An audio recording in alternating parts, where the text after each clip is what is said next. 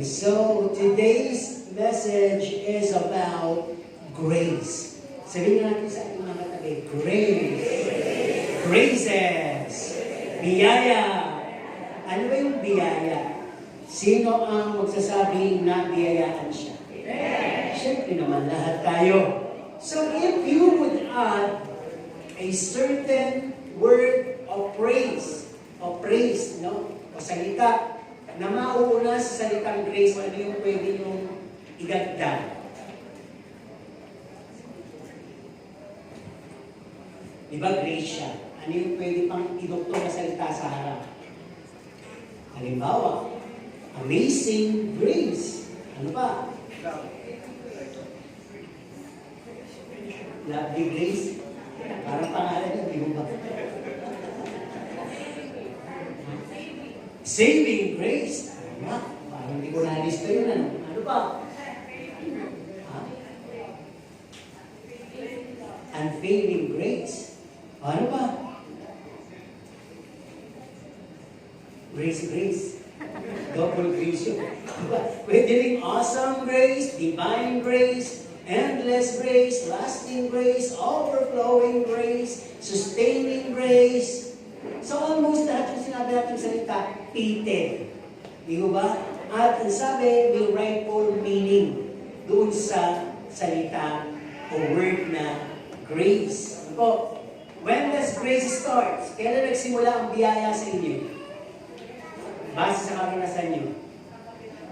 Nang tanggapin ng Panginoon dito, kailan nagsimula ang biyaya sa inyo? Nang tanggapin si Kristo dito, ang alam mo lang, nasa biyaya kayo. Diba? Doon, since birth. Actually, mas urok pa doon. Nasa tiyan pa lang kayo. Ang nanay nyo, may biyaya na. Kaya nga kayo naisilang na malusog. Diba? At magaganda. No? Bakit siguro sabi? Bakit gano'n? May maliit, may malaki, may payat, may pataba. Kagagawan nyo na lang po yun. Basta mo kinain ninyo. Ano po? O lahi. Ano po? Pero lahat yun, kahit ano pa man kasi, ang tingin sa atin ng Panginoon lahat ay ano? Magaganda. Walang kalyado. Kasi nasa biyaya nga tayo. Hindi ka tulad sa lumang tipan. Hindi pwede yung may depekto. Pag maglilingkod sa Diyos, lahat ay kinakailangan perfect. Lahat may height at talagang standard at talagang may tinatawag na stature o yung tinatawag na kakisigan, may talento, may skill. Sa Old Testament yun. Pag maglilingkod ka, di ba, sa hari o sa templo. Pero ngayon, ang ganda din ba, walang pinipili o walang kwalifikasyon na dapat para lang makapaglingkod ka. Lahat ay malayang makakalapit sa Panginoon. It's all because of grace. Sa lumang tipan, it's covered by the law. In the New Testament, it's all covered and up to now by His grace. Kaya, antalan na natin, itong mapapatunay. Sa Galatians 1 verse 15, ano po, sabi doon, ngunit dahil sa kagandahang law, this is the word grace in Tagalog, o biyaya, ng Diyos, pinili niya ako bago pa ako ipinanganak. Di ba? Hindi sinabi nang pinanganak ako. Bago pa ako pinanganak. At tinawag upang maglingkod sa Kanya. Di ba parang nabiyayaan talaga tayo? No, nasa tiyan ka pa lang, pinili ka na para maglingkod ka sa Kanya. Sino nagsabi nito? Si Pablo. Di ba sinabi niya sa mga taga-Galacia? Kaya tingnan natin, sabi din dito, have we been observing His graces in our lives? Batid ba natin yung mga biyaya na sa buhay natin? How do we appreciate? Paano ba natin tinatanggap ito sa buhay natin? Kung magtatanong ako ngayon, ang tanong ko ay ganito. Meron ka bang masasabing biyaya na nasa iyo ngayon? Yung iba, hindi makasagot. Yung yaring buhay niyo, biyaya kayo. Di mo ba? Yung meron kayong pandama, pang-amoy, pakiramdam, lahat na yan, pananaw, pakinig, grace grace po yan, biyaya. So napakalaki po ng sakop ng biyaya sa buhay natin. Ibig sabihin, hindi mo hiningi, pero binigay sa'yo. Di ba? Kaya sabi dito, paano ba natin nauunawaan? How do we understand the depthness of grace? No? Dito sa Colossians 1 verse 6, basahin na lang sa bahay, 1 Corinthians 15 verse 10. Sa 1 Corinthians 15 verse 10, ang sabi doon, hindi pwedeng walang epekto ang biyaya sa buhay ng isang tao. Kaya tanong dito, naiintindihan mo ba? Nakikita mo ba yung biyaya ng Diyos sa buhay mo? Kasi pag nakikita mo, wala kang tatanong sa Diyos. Pag nakikita mo yun at nasa buhay mo, hindi ka magtataka kung anong nangyayari sa buhay mo. Whether good or worse, hindi ka magtataka. Bakit may worse? So that the grace of the Lord ay lalo pang ma-display sa buhay mo. Hindi lang kasi natin minsan nakuunawaan o na-appreciate. Ang akala natin, basta sinabi grace, 100%, fine, good, smooth, walang bad, walang nega. No. It's all a part. Kaya may nega, may bad, may worse, para mas lumabog yung biyaya. Mas ma-extend pa yung biyaya. Tatanda po natin, me, you, or all of us here are not deserving of His grace. Hindi po tayo manakap. Pero, bibiyayaan tayo. Amen? Sabi natin sa ating mga kamay, napakapalad natin. Napakapalad mo. Diba? Humihinga ka ngayon, nakaupo ka dyan, maganda na yung panahon. It's all God's grace. Kaya bago tayo magpatuloy, ang ating pamagat, kasi unang pamagat nito, grace before my birth, what an endless grace before me. No? Biyaya bago pa ako pinanganak, at isang walang katapusang biyaya ang nauuna sa akin. Pero binigyan ako ng Diyos ng mas maikli at title na mas maiintindihan. Sabi dito, seek to be ushered by an endless grace. Hanapin mo na masilbihan ka ng walang hanggang biyaya. Para bang sa simple expression, sino dito yung naaalok pero tinatanggap dahil nahihiya? Pero gusto. Hindi gusto mo. Kaya ako, pag nag-aalok ako, narinig ko lang dito sa iba, sige po, sige nga di ba? Kaya kumuha ka. Kaya lang tinagamit ko rin yun. Minsan ayaw pa rin ng epekto. Sa akin, parang ayaw ko yun, hindi ubra. Nangangamit na ako, dali ko. Hindi ko alam sino kami ito. Kukuha na hihiya, di ba? Parang gusto kong tunawin yung hiya. Inaalok na nga, di ba? Di ba, pagkasaparan, kulang nga ito sa akin. Di ba, pero inaalok kita, tapos tatanggihan mo. Parang ganun yung biyaya. Ang kulit, napaka-stubborn ng Panginoon in insisting His grace in our lives. Remember, Paul realizes na pagtanto ni Pablo, yung amazing grace, kaya niya sinabi yung talatang yun. Ano po? Sabi niya, ngunit dahil sa kagandahang loob, because of the grace of God, pinili niya ako bago pa ako ipinanganak at tinawag upang maglingkod sa Kanya. Alam niyo, ang kinamangha niya doon, ay yung bagay, hindi kagad yung bagay, di ba, sino ba si Pablo? Before, his name is Saul. So, di ba? Nang ibig sabihin, solid rock. Saul. And then Paul, ang ibig sabihin ng Paul ay dumb, good for nothing. Di ba napalitan yung pangalan? Kaya kung titignan po natin, mula sa pagiging mataas, ang Diyos ang magbababa sa iyo. Pero ang ganda sa buhay, ano nangyari sa buhay ni Pablo, God's grace, yung intervention. Pag sinabing intervention, may constant miracle. Nung siya'y, alam naman natin, ang buhay ni Pablo ay napakasama. Sapagkat marami siyang pwedeng ipagmalaki. At talagang graduated siya under the supervision of Gamaliel. Di ba yung magturo ng law sa Old Testament? Ang dami niyang alam sa law. Ang dami niyang pwedeng ipagmalaki. Position, authority, talagang may posisyon siya. Kumbaga sa gobyerno, meron siyang posisyon.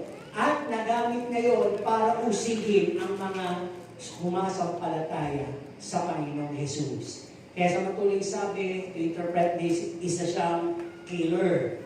isa siyang mamamatay Kristiyano. Doon siya. Yun siya before. Ano po? Kaya, nasabi niya, amazing grace, dahil dumating sa buhay niya yung kaligtasan. Ano po? Nung naligtas siya, at dinala siya doon sa bahay ng Ananias, tama ba o Ananias? Yung matanda, di ba? Na nung pinalalangin siya, ay may parang nahulog na kaliski sa kanyang mata at muli siyang nakakita. Parang kasi siyang nabulag ng panandalian nung nasilaw siya. Nasulo siya nung ilaw na galing sa kalangitan on the road to Damascus. So, sabi nga, ang paliwanag dito, tinawag siya ng Diyos. It's not because of his stature, courage, strength, wisdom, knowledge, position, achievement, or wealth. Hindi siya tinawag dahil may tindig siya, dahil matapang siya, malakas, matalino, may kaunawaan, may posisyon, may mga natapos, at may yaman. Tinawag siya ng Panginoon doon sa pagkakataon na yun na ubod niyang sama. Diba? Yun yung grace. Kaya, kung titingnan po natin, it's so amazing. Kaya sabi, God has already set His eyes on Him. On Him. Nasa tiyan pa lang siya, ay may form na o meron ng plano ang Diyos sa buhay niya. Siguro sabi, bakit pinanganak siya tapos naging masama siya? May timetable ang Panginoon. Kaya siguro, kayo din magtataka, bakit ako ngayon? Nandito na, ligtas na. Yung mga pinagdaanan kong buhay. Ano ba ako before? Di ba? Para maging patotoo niya. Na walang ubod ng sama, walang sino mang tao na nakagawa ng ubod na sama ang hindi pwede baguhin, patawarin, tanggapin at titigtas ng Panginoon. It's all graces. Biyaya po yun. Kaya kung titignan po natin dito, lahat tayo, no? Nandun pa lang sa sinapupunan nating magulang, may mata na, kung binataan na tayo ng Diyos. That one day, we will be knowing Him, following Him, and serving Him because He had called us. Tinawag niya tayo. Kaya kung titignan po natin, totoo to sa lahat ng buhay ng lahat ng nakakakilala sa Diyos. Sa lahat ng Bible heroes, Abraham, Isaac, Jacob, and the rest, David, lahat sila, and Elijah, lahat po yun. Even the prophets, yung mga king, yung mga disciples, and all believers around the world, including us. Lahat tayo, totoo yung biyaya ng Diyos sa atin. Di ba? Parang ito yung big ang paliwanag. Nandito na ako, binago na ako, ito na yung buhay ko, naglilingkod na ako sa Diyos. It's God's grace. Di ba? Napakalinaw. Kaya sabi, grace is not just a New Testament word. Hindi lang siya isang salita o nangyari sa bagong tipan. It is with God since the time began. Nandun na yung biyaya. Mula pa lang andun ang Diyos. Di ba naglikhain ng sanlibutan? Kaya nga, sa pagkakasala ni Eva at Adan, biglang siyang nagkaroon ng remedyo because of grace. Kaya doon sa grace, may nakapaloob doon na pag-ibig, unawa, pagpapatawad. Di ba? Yun yung word, the grace. Kaya napakahalaga na maunawaan po natin to sa ating buhay. Kaya sabi ko, hindi siya basta New Testament word, hindi lang siya rendered o displayed fully sa Old Testament. Emphasize lang siya talaga sa New Testament. Pero when you hear the word, kagandang loob, kabutihan ng Diyos, yung kinakanta natin, napakabuti ng ating Diyos. Biyaya yun. Di ba? Yung kinakanta ninyo, of the goodness of God. Biyaya ng Diyos lahat yun. Di ba? May nakatabi ka ngayon dyan. Whether asawa mo yan, kakilala, o hindi mo kakilala, you should feel God's grace. Amen? Okay, tingnan natin. Sabi nga, unang bahagi, grace in every aspect. Akong nagaganda ang loob at kabutihan ng Diyos sa lahat ng aspeto ng aking buhay. The word na grace, di ba? Napakaganda. Kaya sa pag sinabi natin, gracious goodness, ginagawa lang ng parabang ano yan, kung ang Pinoy ay merong anak ka ng tatay mo, di ba? Sus Mariose, di ba? Meron sila, Good, gracious, goodness. Di ba? Para bang pinagsama na yung double-double na yun. Mabiyaya na, mabuti pa. Pero ginawa lang sa pagkakagulat. Okay? Tignan natin. Sabi nga dito, grace is also called goodness of God. Isa-isahin natin. Saan ba nagsimula ang biyaya o saan may biyaya? In our found salvation. That is number one. Sa ating pong sarili, man is in his own attempt, hindi niya kayang maligtas, mabago. No? Dahil sa biyaya ng Diyos, ang tao'y napatawad at ang tao'y naging katanggap-tanggap sa Diyos. Kung wala yung biyaya, kahit magsumikap kang magbago, babalik ka sa kasamaan at mas masama ka kaysa dati. Kaya magtataka kayo kung bakit isang tao nagbago na hindi nagpatuloy ay mas sumama pa sa mas dating kalalagayan. It's biblically proved and proven.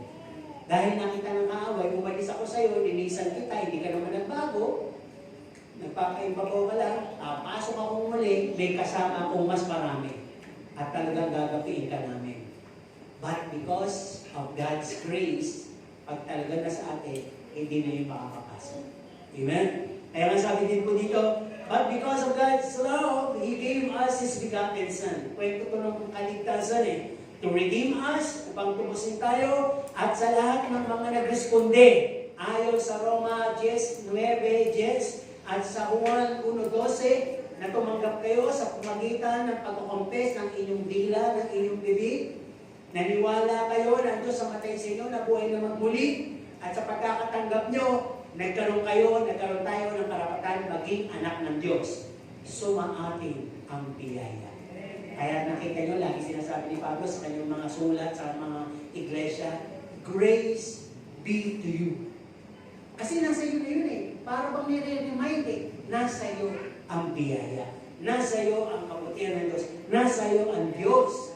Nasa iyo ang pabor. Pag sinabing grace to you, para bang nasa iyo na yung kagalingan, nasa iyo yung kapayapaan, nasa iyo na yung galak, nasa iyo ang bunga ng banal na Espiritu, nasa iyo ang kaloob ng banal na Espiritu, nasa iyo ang buhay, nasa iyo ang kalakasan. Ano pang hanapin mo? Lahat yan forwarded by grace.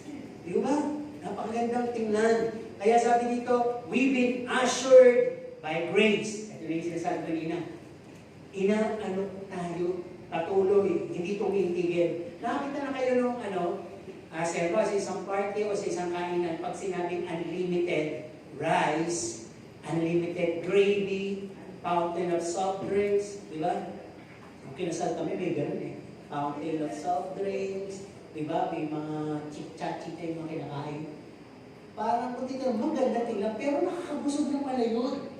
Pag inom ka ng inom, hindi ka na ganadong kumuha ng pagkain dahil binusog ka na sa soft drinks, binusog ka na sa mga chichirya o mga pakain na kung ano-ano. Di ba? Parang ganon. Grace, ina-assure sa atin. Minsan, inaalok sa atin. O, naligtas ka, inaalokan ka ng biyaya. O ngayon, may mga pagsubok sa buhay mo, inaalokan ka ng biyaya. May kalungkutan ka, inaalokan ka ng biyaya. May kagipitan ka, inaalokan ka ng biyaya. Yung po ba, literal? Kagipitan, inaalokan ka ng pera. Pwede, may magbigay ng pera. Pwede, kumita ka. Pwede, makapulog ka. Pero pinakabiyaya doon, kahit wala kang pera, ina-assure ka ng grace, masaya ka. Yun yun.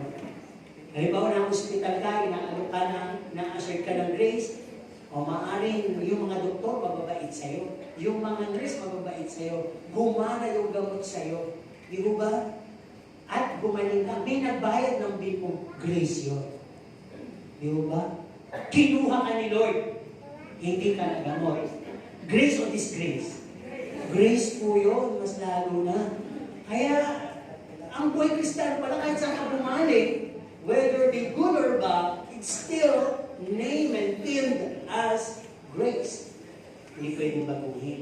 Kaya kung tingnan natin, sabi nga dito, lahat nga tayo undeserving Pero patuloy pa nyo, nag-a-assure ng grace. Grace, grace.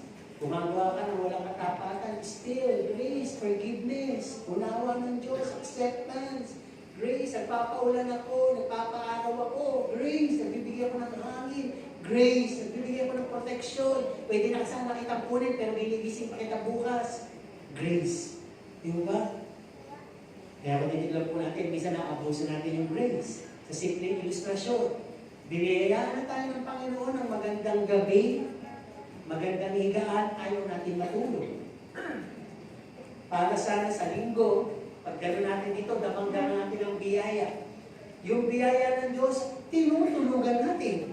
Yun ang naabuso ang grace. Mamaya, dumami masyado, lumawak masyado yung biyaya ng Diyos. Kunin kayo at malagay, die in the grace of our Lord. Di ba? Nalagyan tuloy ng gano'n. Nalagyan tuloy ng gano'ng tawag doon. Okay. Hindi nalagay doon sa pagkanasunod ka na sa nicho mo. Yung nalagay tuloy by the grace of the Lord. Dahil di ba gano'n? Dahil in the grace of our Lord Jesus Christ. Hindi lahat po namatay in the grace of our Lord Jesus Christ. Ito, binamumuna. Yung iba na over-protect nila yung rehearsal ng kung paano mamatay. Okay, tuloy. Sabi na dito again, no? It's not about our own good works. Hindi dahil sa paglilingkod mo. Hindi dahil sa malaking binibigay mo. Hindi dahil sa noted ka at napakalaki ng ministry mo sa church, kaya ka maliligtas. It's all of God's grace. Ephesians 2, verse 5.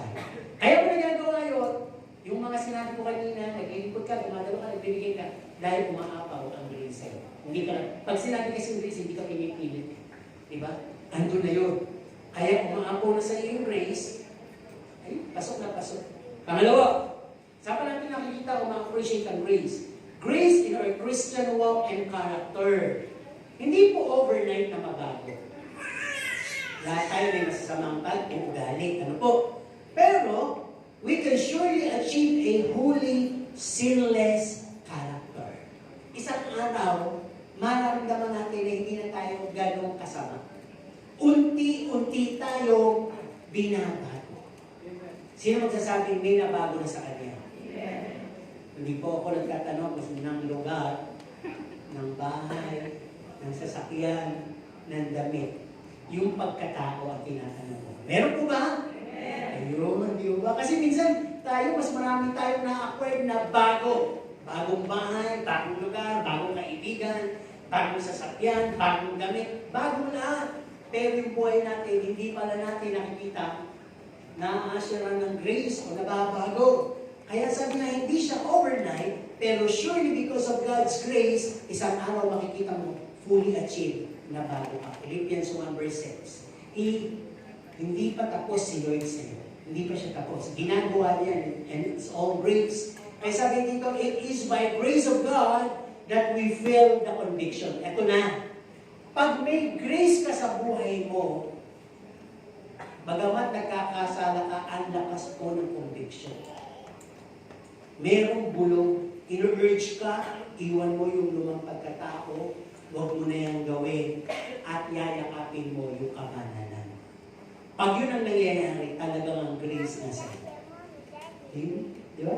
Narinig ko yung patotoo yung kaya lang sa ano nila, FABC, ni Amin Austria, yung asawa ni Ilaga, di ba? Ang sabi niya, matagal na akong ini-invite parang 2005 pa sa mga Bible study nila Isabel Rivas. Hindi ako sumasama. Pero nung sumama ko, sa isang pagkakataon, parang kailan lang, meron akong narinig na salita na nagpabago sa akin. Kasi sabi niya, my life, wala nung namatay asawa niya sa Jay Ilaga, di ba aksidente, pagkapulo. Naghahanap ako ng lalaki na katulad niya, mabait, maunawain, nagsisilbihan ako. Nakakita ako ng lalaki, guwapo, pero hindi ko na makita yung hinahanap ko sa aking asawa. Kaya bigo ako. Meron ako mga nagiging partner, bata, dahil sikat siya, di ba? Artista. Sabi niya, pero hindi ako kayang ipakilala, lalo na pag mayayaman. Privado yung relasyon namin. Nag-live-in kami, pero privado. Para bang nasawa na ako sa buhay na yun.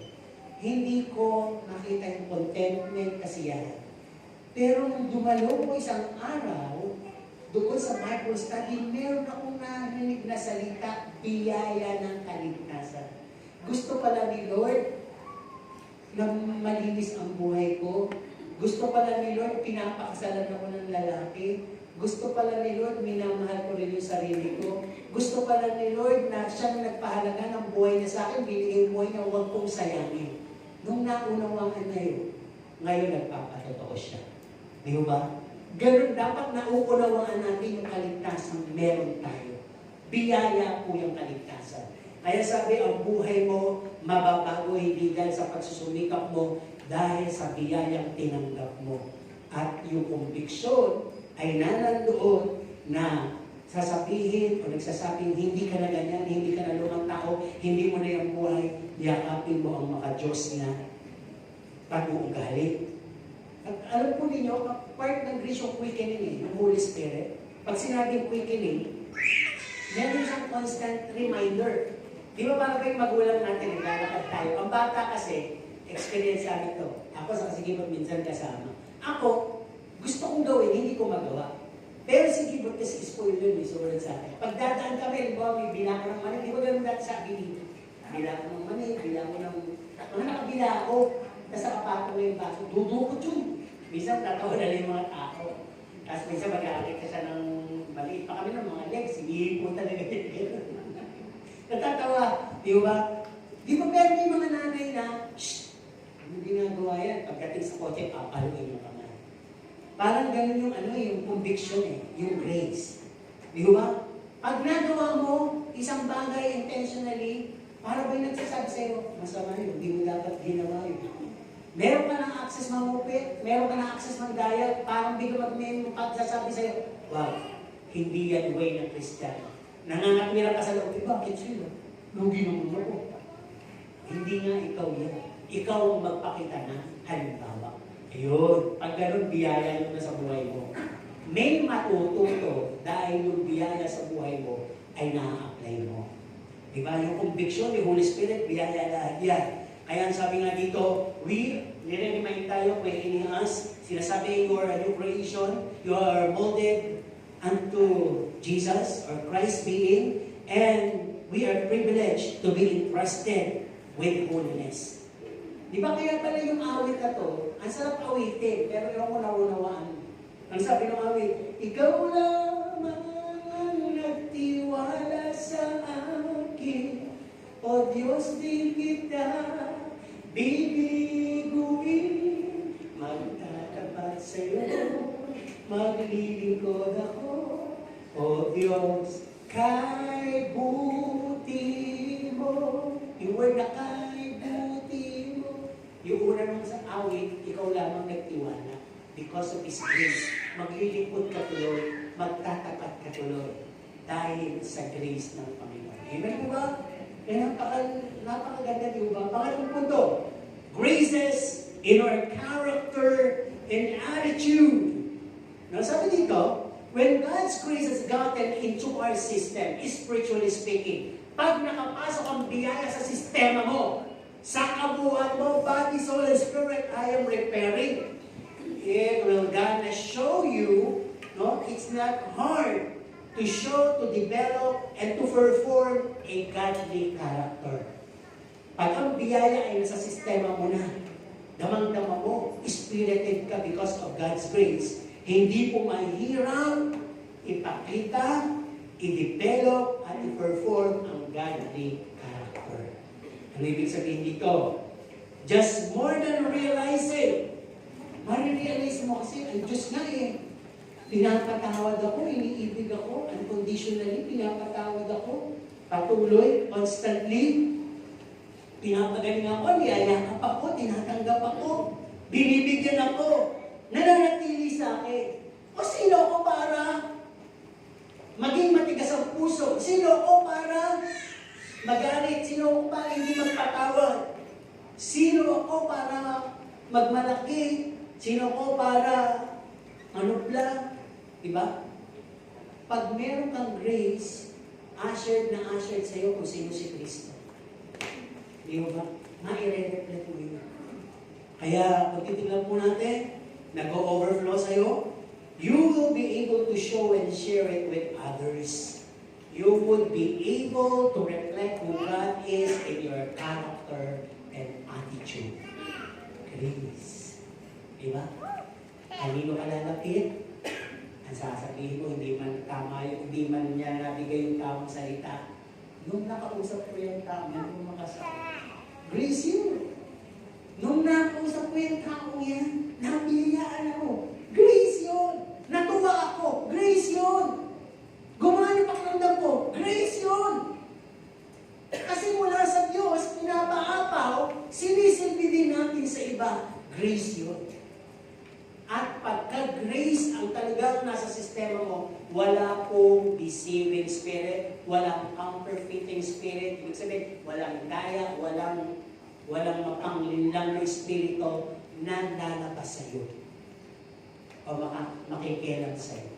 Dahil ang biyaya ng Diyos, kala mo ganun lang, hindi. Ang tibay nun. Para bang shield yun na nasa sayo. Sealed ka na, shielded ka pa. Natatakang ka na, binabalutan ka pa. Kaya yung biyaya, no? Pangapat, grace is in our action and talks. Colossians 4:6. Ang sabi, hayaan niyong magkaroon ng lasang inyong mga pananalita nang ang iba, siguraduhin nyo na inyong mga pananalita ay maging pakinabang sa iba. Paano ba kayo magsalita? Kayo ba yung tipo na laging nananakot? Kayo ba yung tipong laging nagbibintang? Kayo ba yung tipong laging nagagalit? Naninikag? O nagsusumbong? Nagtuturo? Kayo ba? Ganon? Binipisyan ko ba yung mga ganong klaseng salita toward our neighbors? Di ba? Hindi. Kasi makakaramdam sila ng galit, puot, at paghihiganti sa'yo. Pag ganong kang klase magsalita. Kaya sabi nga dito, tayo inuutusan ng Panginoon na mag-iingat kayo sa kilos niyo at salita. So, lagyan natin dito ngayon ng graces. So, sabi dito, grace is in our action and talk. Pag meron ka nito, you would always have a gentle act. Gentle action is always there. Malumanay ka ang mga mukha ng Diyos. Hindi ka maragsak. Hindi ka nakakainis. Alam ko ba niyo, nakakita na kayo ng gentle person. Di ba? Parang sa babae, parang ubod ng hinihil. Di ba? Parang sa lalaki, ubod ng gentleman. Di ba? Ubod ng respeto. Parang gano'n. Ang boy Kristiyano mo, ang kilos na gano'n. Ubod ng amo. Di ba? Sino yung nasabihan dito? Parang hindi ka marunong magalit. O mas marami nakita mo bang magalit yun?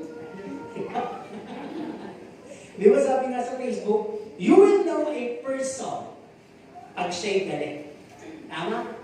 Kaya ingat-ingat kayo. Di ba hindi pinapalagpas yung galit?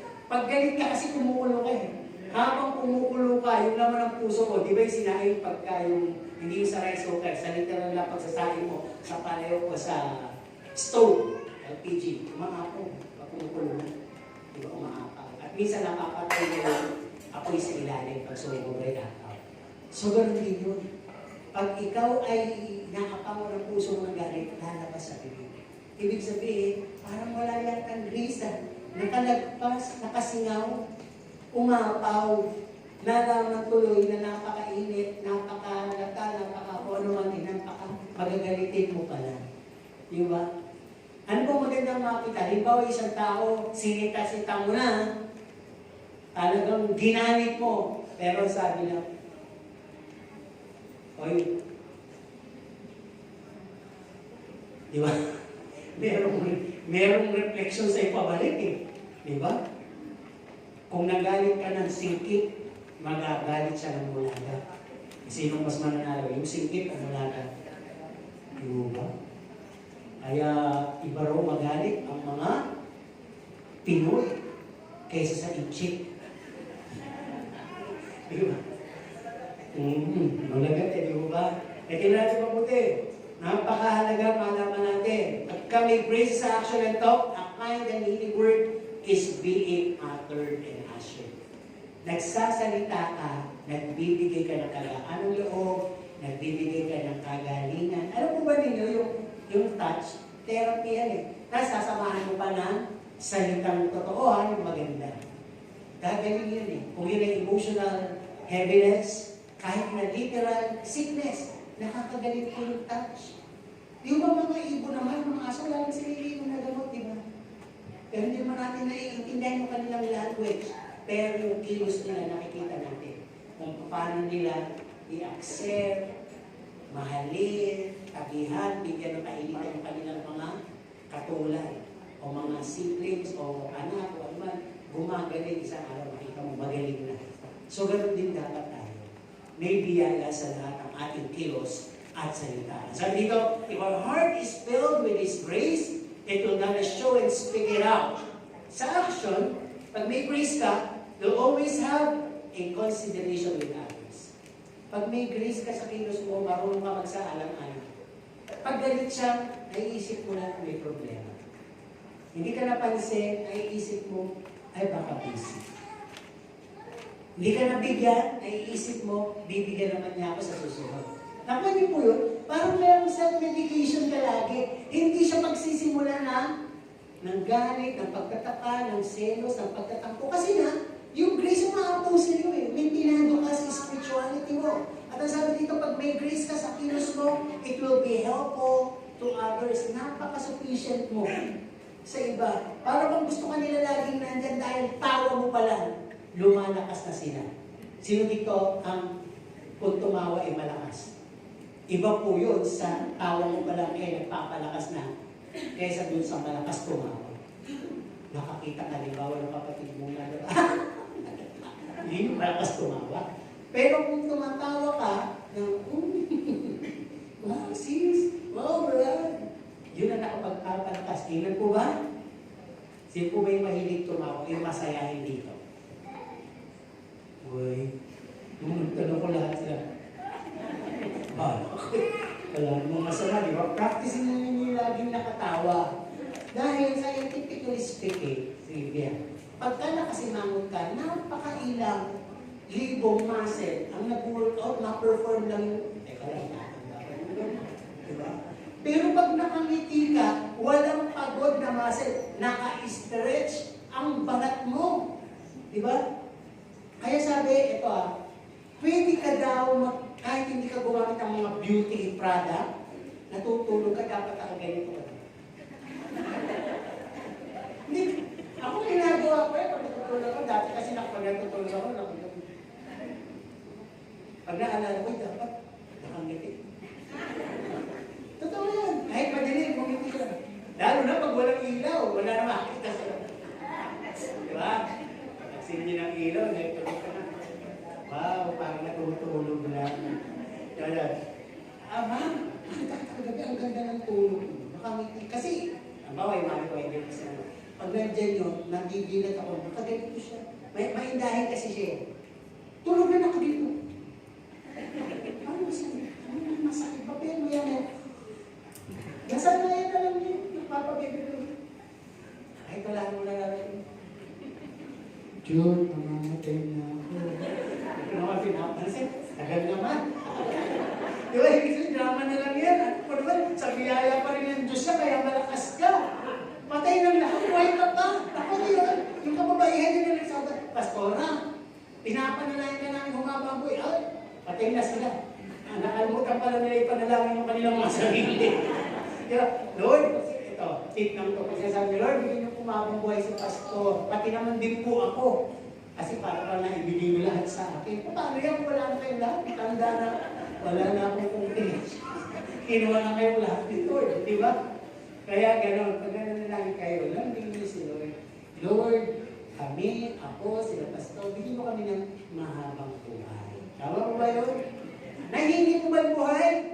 Amen naman. Biyaya kasi yan. Okay, sabi pag kami grace ka sa kilos mo, nasabi niya you will be pleasing and praising to others. Pupurihin ka ng iba. Di ba sabi sa Bible, hayaan natin purihin tayo ng iba. Ito sasabihin ko, hindi para patango siya ng ilong ng aking asawa. Ganyan lang siya talaga. Pero ang dami ko nakakausap tungkol sa kanya. Diyan sa palengke, ay, asawa mo pa ba yun? Ano yung si Madam? Kasi isa dyan sabi, ay, kasi si Ma'am, yung asawa mo na yun, pag nagsalita, talagang kagalangin. Hindi siya nagsasalita ng walang kabuluhan. Hindi kinibutan mo ko. Asawa ko yan. Ay, ako ba? Ayun, para bang sa lahat na sinasabi niya, may kadakilaan. Kaya minsan, pag ano yun, ako na magdadala doon. Di ako na. Parang gusto sabihin, ano ba gusto mo sa asawa ko? Lalaki sa sabi. Siguro, kilala lang siya, pero marami kang pala nakakilala sa kanya. Di ba? Kaya natutuwa naman ako. Proud ako dahil in behalf ko yan eh. Siya at ako iisa. Kaya kung di ba nasasabing mabait ako, asawa yung mabait. Mabait na rin ako. Yung mabait ko maghahanap ng salbahe. Okay. Biyaya ng Diyos. Yun na lang iniisip ko, hindi ako nagtatampo, di ba? Tapos sinasabi niyo, Lord, pagpalay mong aming sister Luz. Ang aming sister Luz? Si Luz lang talaga. Ay, nakasawa ko doon. Kasama ko doon. Biyaya ng Diyos. Kaya, purpose ko na pag nabanggit, pati na rin po si Pastor. Nakakaya pag di natin binanggit si Pastor. Pati na rin po si Pastor. Kaya, salamat.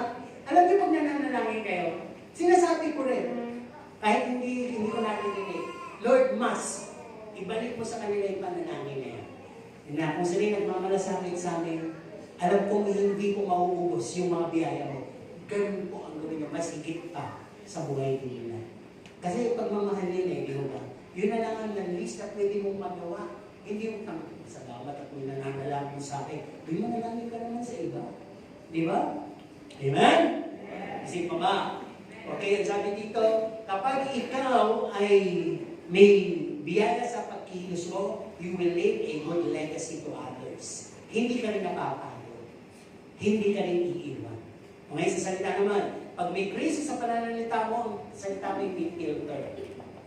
Sino dito yung dating ang bibig matapil, matalim, pero ngayon parang, di ba yung salita natin bago naman lumabas na nakakompose sa mind?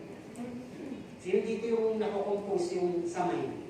Pag ganun po, conviction na yun ng Holy Spirit. Pinapadaan mo na sa isip mo yung sasabihin bago mo ilabas. Kasi pag wala kang kararakan, lalabas bigla mula sa puso. Dapat, pag mula sa puso, dumaan muna sa isip, dapat ko bang sabihin to? Halimbawa, nakakasiwa kasi itsura niya. Ano pwede mong sabihin? Pag wala yung filter, nakakasiwa yung itsura niya. Eh pag may filter, dadaan niya sa'yo, nakakaasiwa ang itsura mo. Ano pwedeng, sige nga, ano pwede natin sabihin, imbis na nakakaasiwa? Ha? Alam mo, hindi nakakasawa yung itsura mo. Oh, bola na yun, di ba? Bola. O pwede namang, ay, sis, bro, bibigyan kitang tip. Para sa susunod, okay tayo tingnan. Di ba? Dapat gano'n eh. Yung kung may malasakit ka naman, hindi naman nagagalit yun eh. Alam mo, kapag sinasabi niya yun, nung una niya, kala niya, kung sasabi mo, nakagano'n eh. Kasi,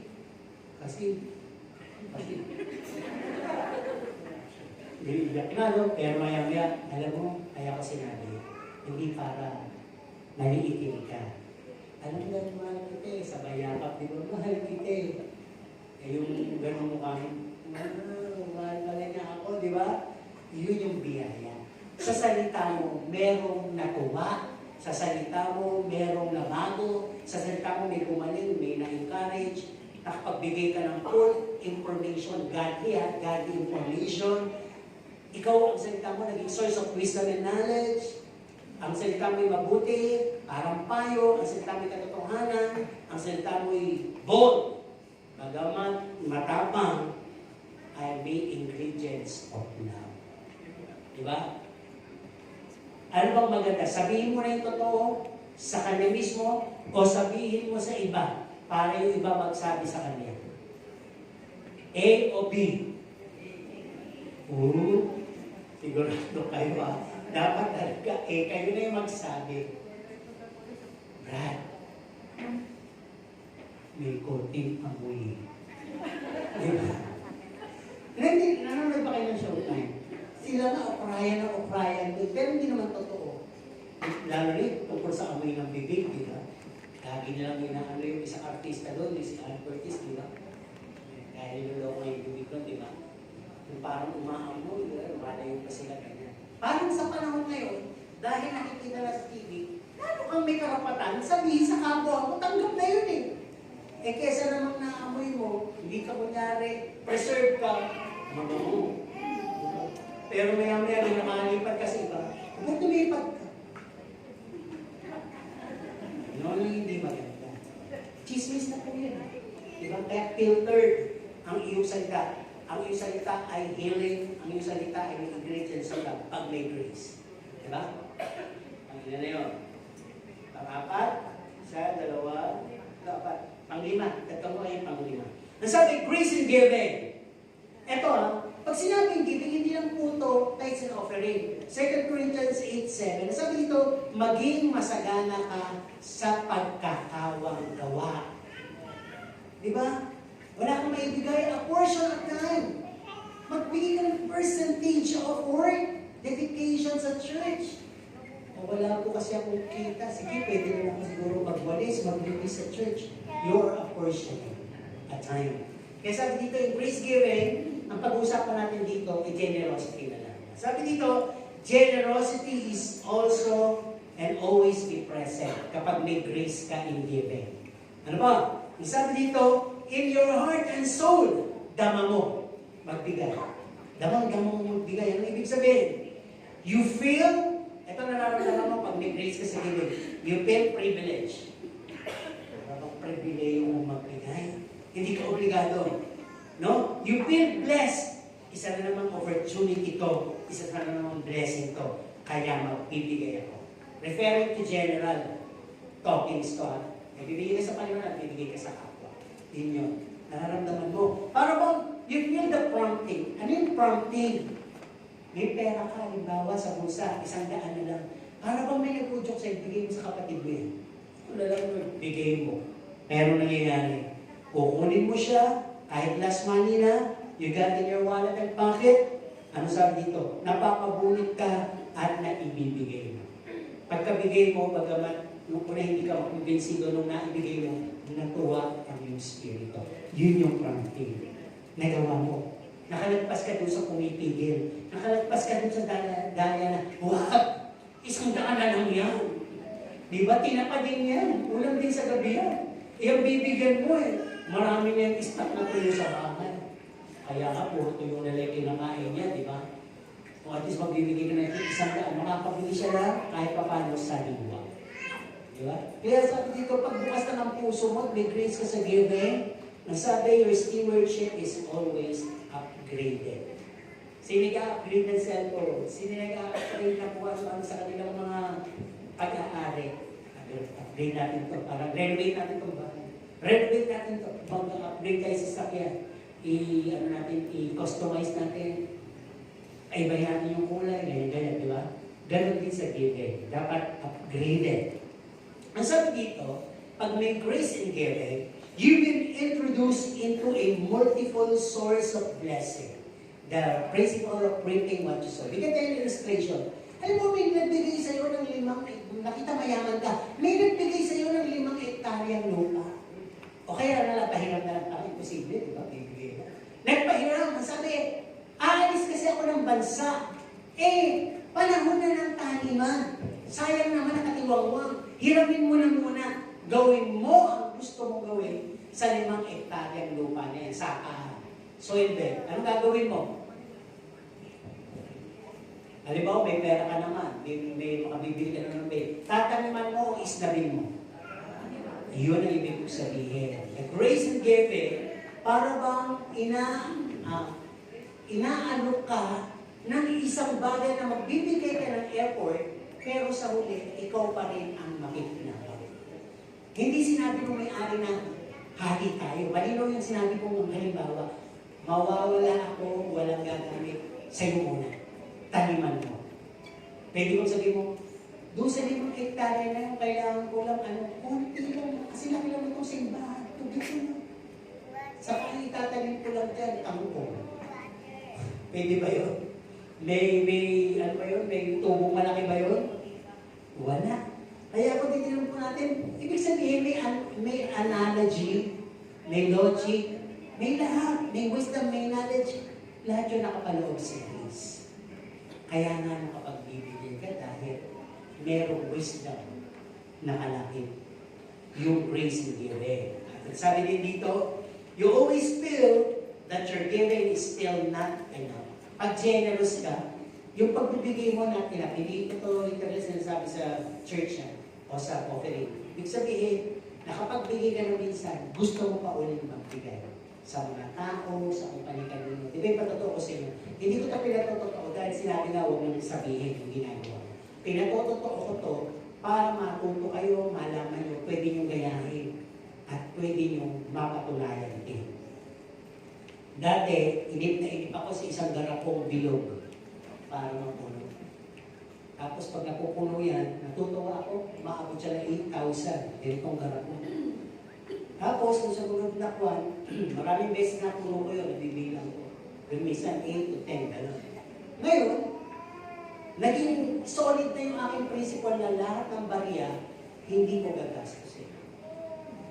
Ngayon, nakita ko, nung huli kong inipon, ay isang bote at isang figurine na ganito kataas.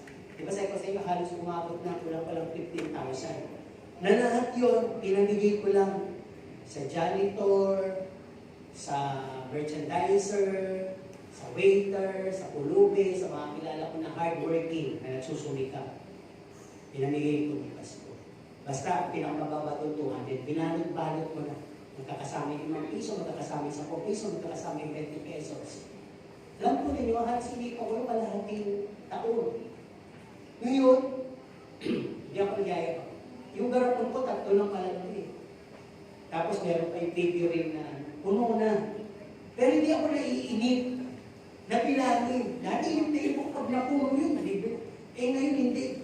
Pag napuno kasi ko, bibili pa ako sa panggarapon. 3 na yung garapon.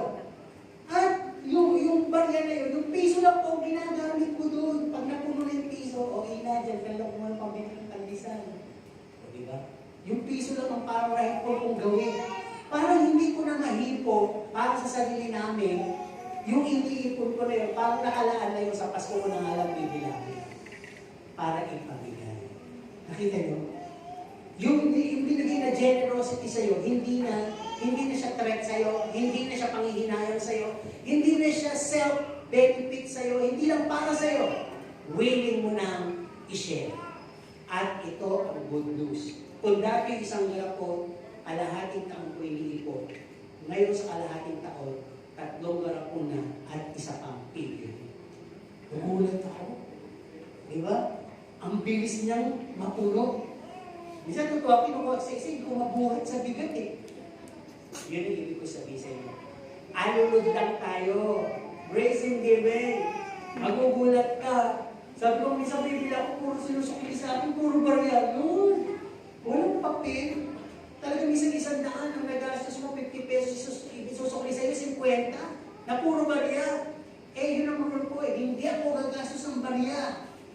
Iipunin ko yung barya. Kaya tuloy, talaga bang gano'n? Yung sukli talagang para doon. Pero nakikita ko yung blessing ni Lord, hindi tumitigil. Iman mo ba? Nandoon. Kaya hindi ko ito sinasabi para ipagkita.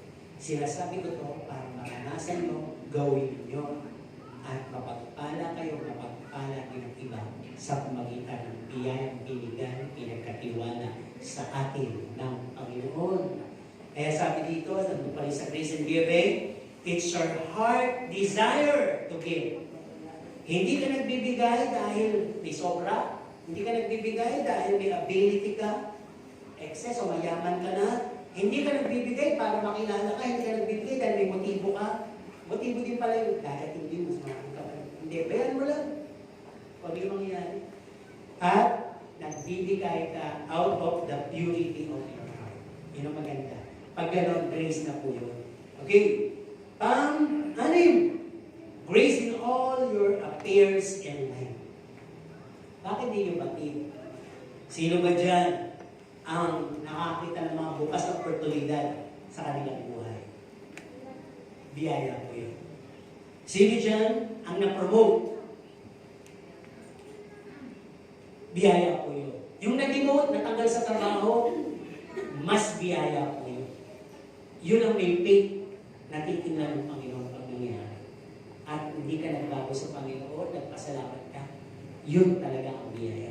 Okay, sino dyan ang sa lahat ng kanyang pinuntahan, may nagtumulong, may nag-assist, handa na, ipirma na lang, babayaran na lang, grace of God.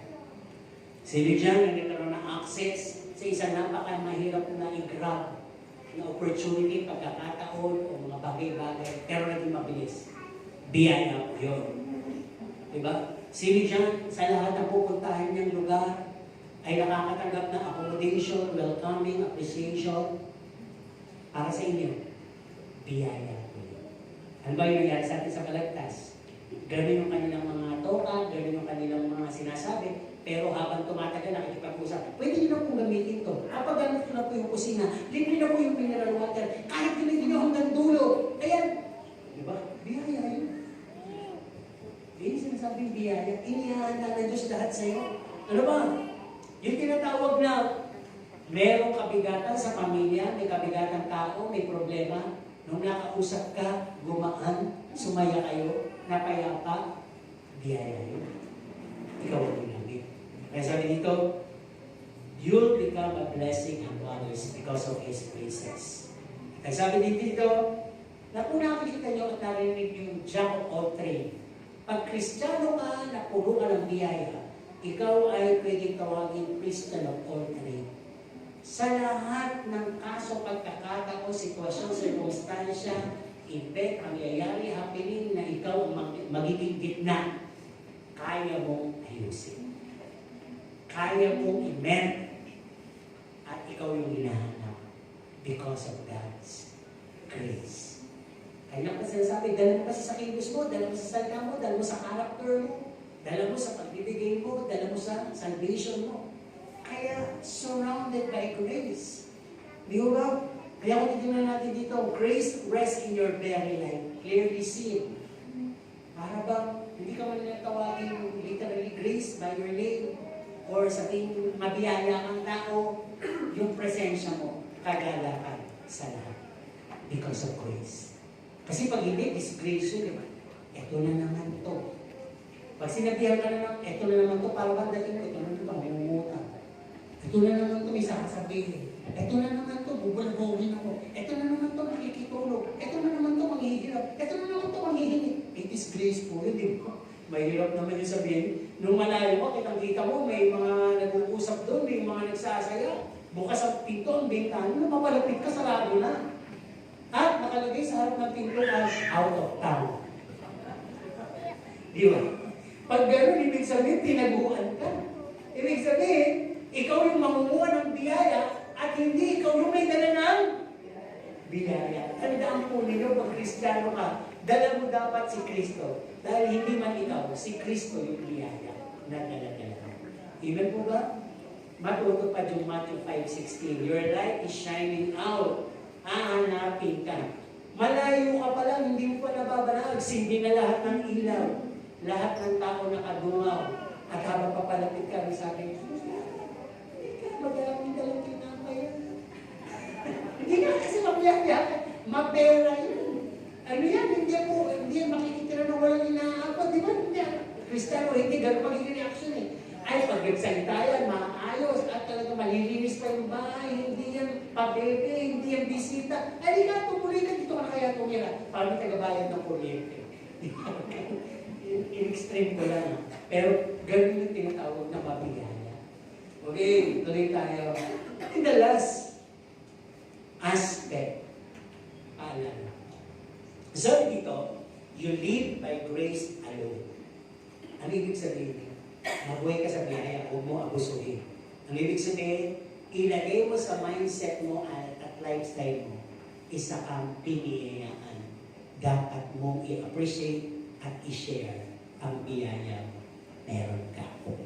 Ibig sabihin, our part is faith and God's part is grace. Manatid ka lang. Yun ang part mo. At ang biyaya, ang Diyos ang gagawa. Actually, nasa iyo eh. Nasa iyo ngayon yan eh. Kaya ka malakas, kaya ka masaya, nakikinig ka ngayon. Biyaya pa rin yan. Nagugutom ka, uwi ka mamaya, umuulan, hindi problema. Pagka nakarating ka, higit pa sa biyaya yun. Diba? Ano yung nararamdaman mo ngayon? Buhay ka. Biyaya yan. Mga nakakarang araw, hindi kakaiba ko nararamdaman. Tinatakot ako doon sa mga kung ano ang naiisip ko. Apekto ba ito yung anti-rabies?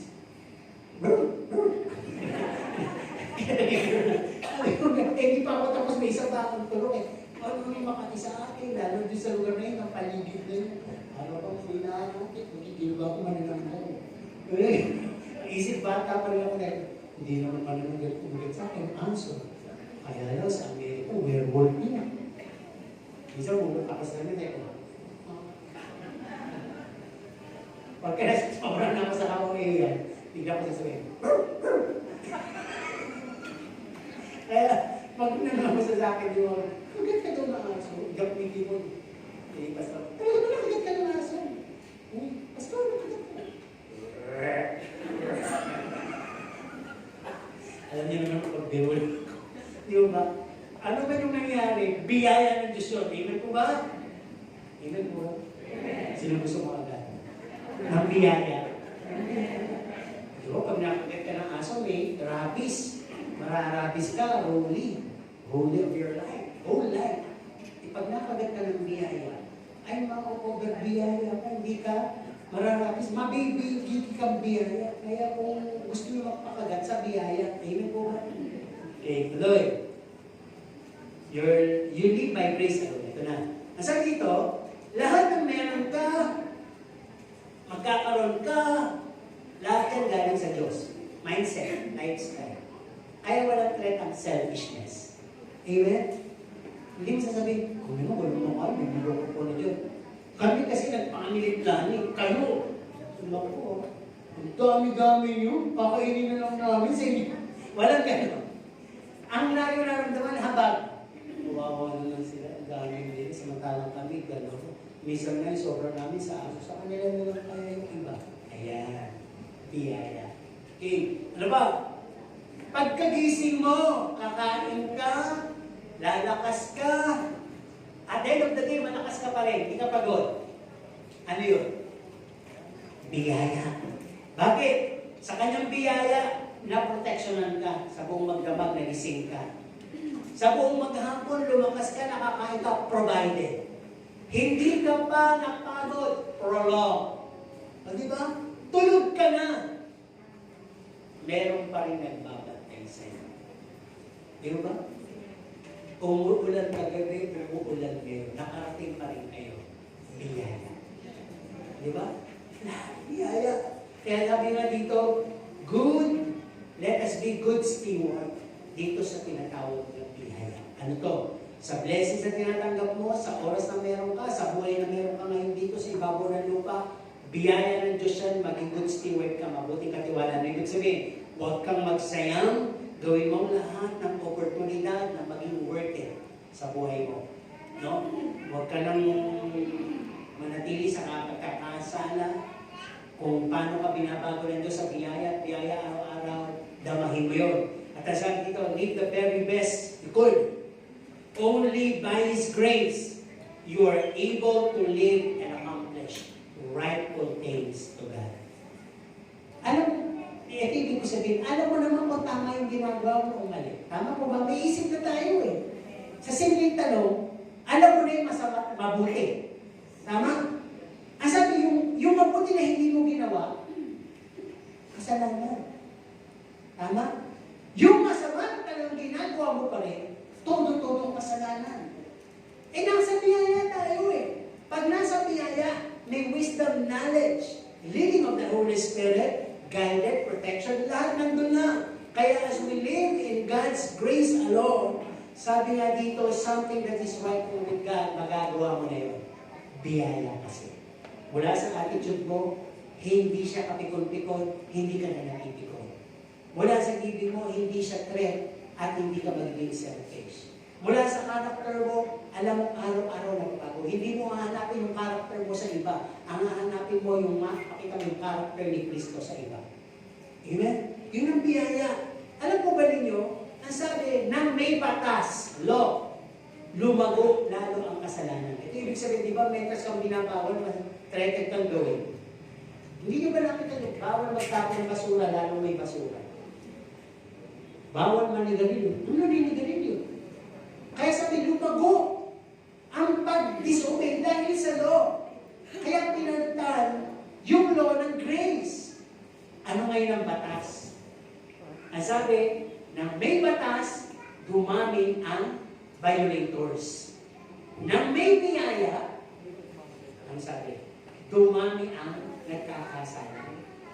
Totoo naman, ang sabi kasi sa Romans 5:20, where sin increase. Ito lang ang ganda sa biyaya. Nauuna yung biyaya, kaya where sin increase, grace increased all. Nang dumadami ang kasalanan, mas dumadami ang biyaya sa iyo. Pero huwag niyo isipin to, logically na, ganun pala. Pag nagkasala ako, lalo mas maraming biyaya, magkakasala ko ng mas marami.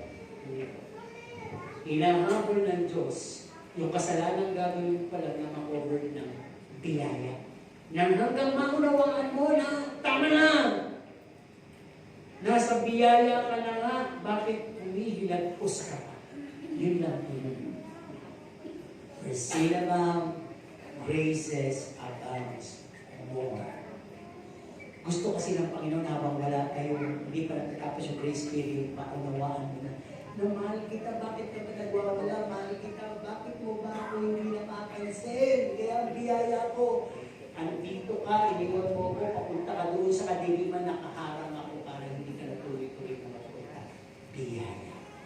Yun ang ibig sabihin. Di ba tayo sa anak natin, lalong pasaway, hindi na makukuha sa palo, sa bugbog, sa pangalan, unawa na lang. Yun ang biyaya. Ang pinakamagandang halimbawa, nilustay ni prodigal son yung kanyang yaman. Kinuha yung kanyang karapatan lumayas. Pagbalik, yung representation ng ama. Nagalit ba? Naganda ba ng parusa? Kung saan siya umalis, doon lang nakabang yung ama. Nag-aantay. Nasabi niya, namatay na yung anak ko na separate. Pero nung dumating, tumakbo siya, sinalulo. Biniyayaan, binigyan ng prize, magpatay ng baka, magkaroon ng pagdiriwang, magkaroon, ibalik yung kanyang right dito sa posisyon. Ang hinihiling na lang ng anak, realization. Ang laki ng pagkakasala ko, kahit katulong na lang ako, isa na lang ako katulong, basta makakain na lang ako ng tama. Di ba? Tayo ganun. Sometimes, inaalam ng Diyos for us to become worse, the very worst of us, para malaman natin ang Diyos hindi sumuko sa atin. Because of His grace. So, pauling paalala, what if, dalawang bahagi, grace hasn't applied and appreciated in our Christian life. Paano kung hindi natin na-appreciate pala ang grace? Ito po yun. Everything is just a fake thing. Lahat ng ginagawa mo dito sa laman church, lahat peke. Alam niyo yun? Di pwede hindi mo alam. Alam mong peke yung pakikisama mo, peke yung itim mo, peke yung kasiyahan mo, peke yung pananatili mo dyan. Kung tutukusin, ingit na ingit ka, ayaw mo, pero wala ka magawa. Fake lang yun. Ano ba? Everything is just presumption. Parang palagay lang. Palagay ko ito tama. Palagay ko ganito. No? Everything is just a wasted and tiresome effort. Lahat ng ginagawa mo dito, pagod ka. Lahat ng ginagawa mo dito, pagsasayang lang. And lahat ng ginagawa mo, pakitang tao kay pastor at sa kapwa mo. Hindi mo walang biyaya. Ano ba?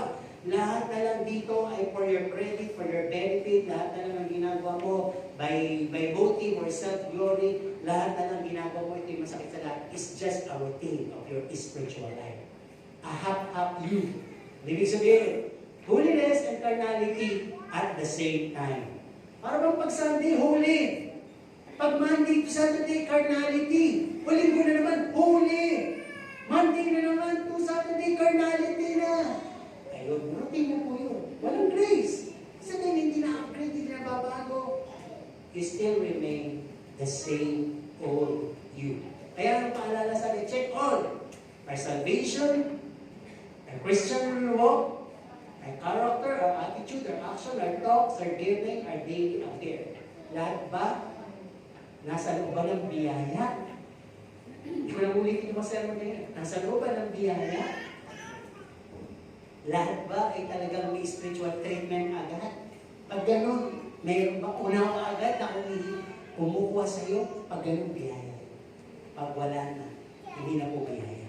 Ang ating conclusion, ang sabi, everything that had happened and that's still happening and will be happening, good or bad, on you. As you pass through it, especially the bad and evil ones, it's all by His grace. Ephesians 4:7. Lahat yun, biyaya.